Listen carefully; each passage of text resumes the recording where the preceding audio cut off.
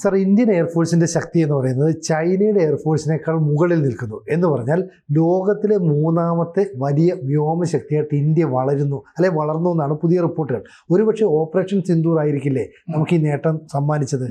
Operation സിന്ദൂറിന് ശേഷം India ചൈനയുടെ മുകളിലാണ്.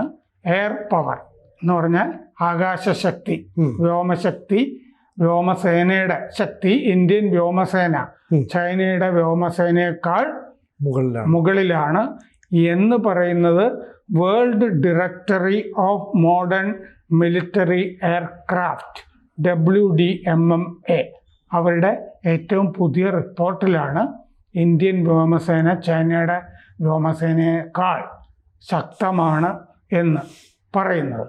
ഇത് ആഗോള സൂചിക ആണ് എന്ന് പറഞ്ഞാൽ ലോകമാകെ ശ്രദ്ധിക്കുന്ന ഒരു സൂചികയിലാണ് ഇന്ത്യയുടെ ഈ നേട്ടത്തിനെ പറ്റി പറയുന്നത്.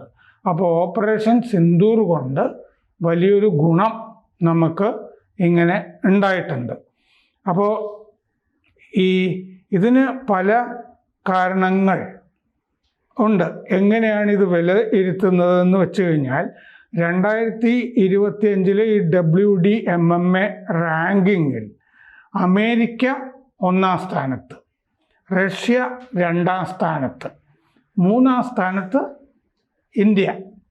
അപ്പോൾ ഇത് എങ്ങനെയാണ് കണക്കാക്കുന്നതെന്ന് വെച്ച് കഴിഞ്ഞാൽ ഈ വിമാനങ്ങളുടെ സംഖ്യ കൊണ്ട് മാത്രമല്ല.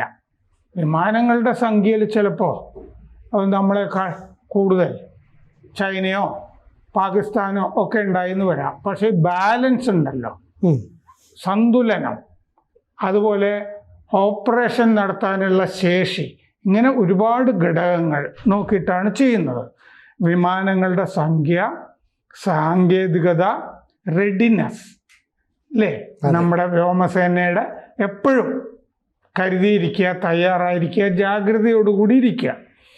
പെർഫോമൻസ്, അതിൻ്റെ ശേഷി, ആക്രമണശേഷി, പിന്നെ പൈലറ്റുമാരുടെ പരിശീലനം. ഈ ബാലൻസ് എന്ന് പറയുന്നത് വിമാനം,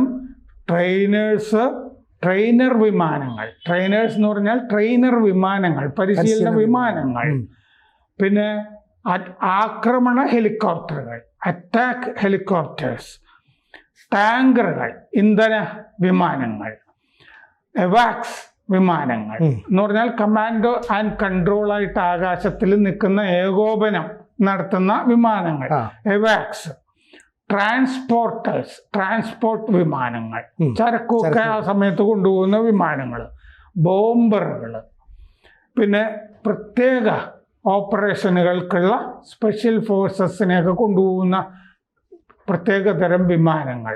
ഇതെല്ലാം ചേർന്ന ഒരു സന്തുലിതാവസ്ഥയിൽ ചൈനയേക്കാൾ എത്രയോ മുന്നിലാണ് ഇന്ത്യ എന്നാണ് ഈ റാങ്കിങ്ങിൽ പറയുന്നത്.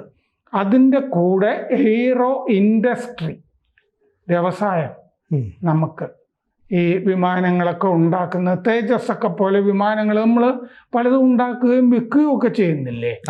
അങ്ങനെ നമ്മുടെ വ്യോമ വ്യവസായവും കൂടി ഇതിൻ്റെ കൂടെ ചേർത്തിട്ടാണ് ഈ റാങ്കിങ്ങിൽ ഇന്ത്യയെ മുകളിലേക്ക് കൊണ്ടുവന്നിരിക്കുന്നത്. ഇതിന് ട്രൂ വാൽ റേറ്റിംഗ് എന്നാണ് പറയുന്നത്. ട്രൂ വാല്യൂ എന്നെടുത്താൽ മതി, ട്രൂ വാൽ റേറ്റിംഗ്. അപ്പോൾ അമേരിക്കയുടെ എയർഫോഴ്സ് റേറ്റിങ്ങിൽ വരുന്നത് 242.9 റേറ്റിംഗ്, റഷ്യ 142.4, ഇന്ത്യ 69.4, റഷ്യക്കാൾ വളരെ താഴെയാണ്. ചൈന 63.8. അപ്പോൾ 6 പോയിന്റിൻ്റെ വ്യത്യാസം ഇന്ത്യയും ചൈനയും തമ്മിലുണ്ട്. മുമ്പ് ചൈന എത്രയോ മുമ്പിലായിരുന്നു നമ്മളെക്കാൾ. ജപ്പാൻ 4-ാം സ്ഥാനത്ത് 58.1, ഇസ്രയേൽ 56.3, നമ്മൾ ഇസ്രയേലിനേക്കാളൊക്കെ മുകളിലാണ്. France 55.3, UK 55.5, south Korea 53.5, Italy 51.9, ഇങ്ങനെയാണ് നിൽക്കുന്നത്.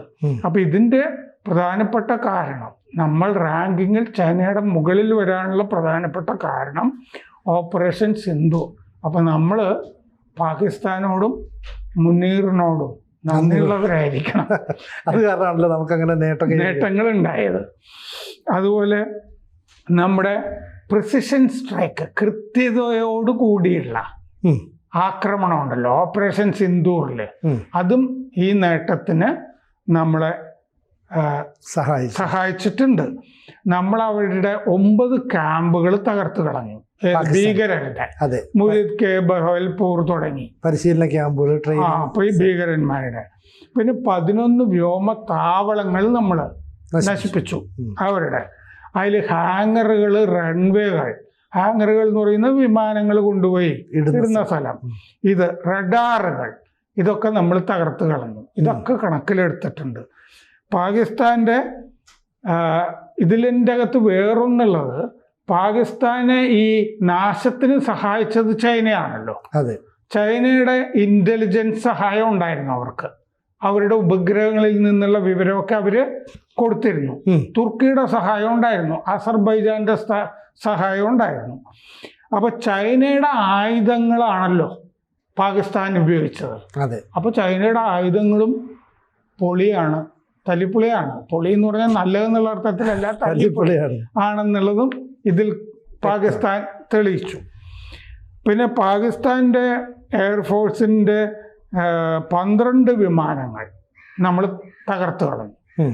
ഇതിൽ F-16, JF-17, അവാക്സ്, ഇതൊക്കെ നമ്മൾ തകർത്തു.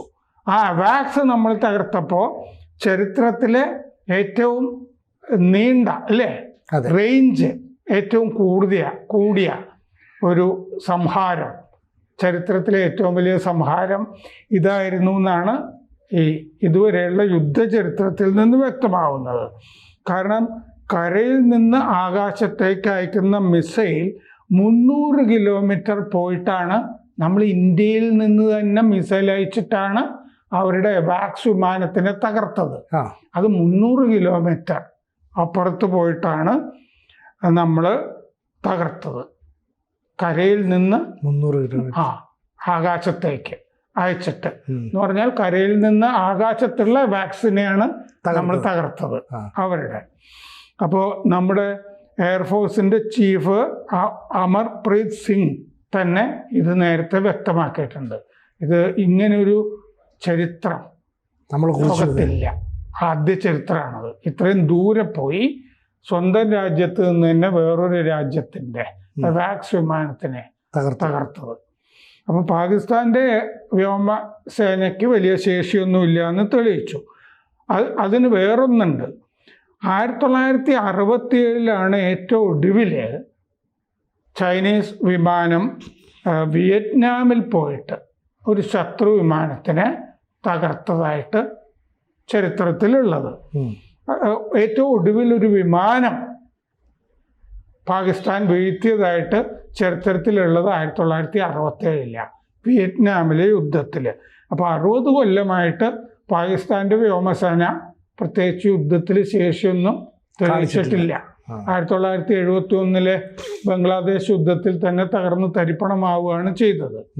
ഒരുപാട് വിമാനങ്ങളന്ന് തകർന്നു പോയിട്ടുണ്ട് പാകിസ്ഥാൻ്റെ.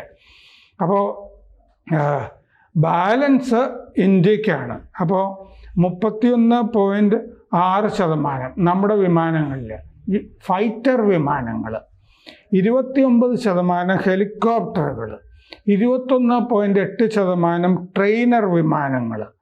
അപ്പോൾ ചൈനയാണെങ്കിൽ 52.9% ഫൈറ്റർ വിമാനങ്ങൾ, ട്രെയിനർ വിമാനങ്ങൾ 28.4. പിന്നെ നമുക്കാണെങ്കിൽ പല രാജ്യങ്ങളിലെ മിശ്രിതമുണ്ട്. ഫ്രഞ്ച്, റഷ്യൻ, അമേരിക്കൻ, ഇന്ത്യയുടെ തന്നെ റഷ്യയുടെ Su-30 MKI, ഫ്രാൻസിൻ്റെ റഫേൽ, പിന്നെ നമ്മുടെ തന്നെ തേജസ്, ഫ്രാൻസിൻ്റെ മിറാഷ് ഇല്ലേ, ജഗ്വർ ഒക്കെ നമുക്കുണ്ട്. പിന്നെ റഷ്യയുടെ MiG-29 ഇല്ലേ, മിഗ് അടുത്ത കാലത്തൊക്കെ ഡീകമ്മീഷൻ ചെയ്തു. ചൈനയ്ക്കാണെങ്കിൽ അവരുടെ തന്നെ വിമാനങ്ങൾ, പിന്നെ റഷ്യയുടെ വിമാനങ്ങൾ, അത്രയേ ഉള്ളൂ. ഈ മിക്സ് വളരെ കുറവാണ്. വൈവിധ്യവൽക്കരണമാണ് ഇന്ത്യ നടപ്പാക്കുന്നത്. ഇന്ത്യ വളരെ ഗംഭീരമായിട്ട് നടപ്പാക്കി അങ്ങനെ നമ്മളൊരു ബാലൻസും കൊണ്ടുവന്നു. പക്ഷെ നമ്മൾ ജാഗ്രതയോടുകൂടിയിരിക്കണം എന്ന ഈ റിപ്പോർട്ടുകളിൽ തന്നെ ഉണ്ട്. കാരണം 4000 കിലോമീറ്റർ അതിർത്തിയുണ്ട് നമുക്ക് ചൈനയുമായിട്ട്. 1962 യുദ്ധത്തിൽ നമ്മൾ പരാജയം അനുഭവിച്ചതാണ്. 1967 നാഥുലായിൽ സിക്കിമിൽ, 2017 ഡോക്ലാം സംഘർഷം, 2020 ഗാൽവാൻ. അപ്പോൾ പാകിസ്ഥാനുമായിട്ട് ചേർന്നുള്ള പടിഞ്ഞാറൻ അതിർത്തി ചൈനയുടെ അവിടെ പ്രശ്നങ്ങളുണ്ട്. J-10C വിമാനങ്ങൾ, JF-17 തണ്ടർ, പിന്നെ PL-15 പോലുള്ള മിസൈലുകൾ. റോയിട്ടറിൻ്റെ ഒക്കെ റിപ്പോർട്ടർ പ്രകാരം നമ്മുടെ ഒരു റഫാൽ അവരുടെ PL-15 ഇല്ലേ 200 കിലോമീറ്റർ റേഞ്ച്, അത്രയൊന്നും നമ്മൾ അത് അവരുടെ ശേഷിയോ ഒന്നുമല്ല വ്യക്തമാക്കുന്നത്, നമ്മുടെ പൈലറ്റുമാരുടെ എറർ ആണെന്നാണ് റോയിട്ടർ റിപ്പോർട്ടിൽ പറയുന്നത്. നമ്മുടെ ഒരു റഫാൽ അവരുടെ PL-15 മിസൈൽ കൊണ്ട് തകർന്നു എന്ന് റോയിട്ടേഴ്സ്.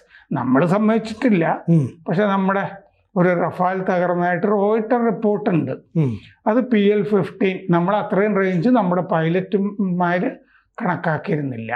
അപ്പൊ നമ്മുടെ റഫാലിന്റെ കുഴപ്പമില്ല, കാൽക്കുലേഷനിൽ ഒരു വീഴ്ചയാണ് എന്നാണ്. അപ്പോൾ നമ്മൾ കരുതിയിരിക്കണം എന്നുകൂടി ഈ റിപ്പോർട്ടിൽ പറയുന്നുണ്ട്. എന്തായാലും ഓപ്പറേഷൻ സിന്ദൂർ വലിയ വിജയമായിരുന്നു എന്നുള്ള കാര്യത്തിൽ സംശയമില്ല. അതുകൊണ്ട് നമ്മൾ വലിയ ഒരു എയർ പവർ ചൈനയുടെ മുകളിലാണെന്ന് രാജ്യാന്തര ആഗോള സൂചിക വന്നിരിക്കുന്നു. കൂടുതൽ വാർത്തകളും വിശേഷങ്ങളും നിങ്ങളിലേക്ക് എത്താൻ ABC മലയാളം സബ്സ്ക്രൈബ് ചെയ്യുക, ബെൽ ബട്ടണും അമർത്തുക.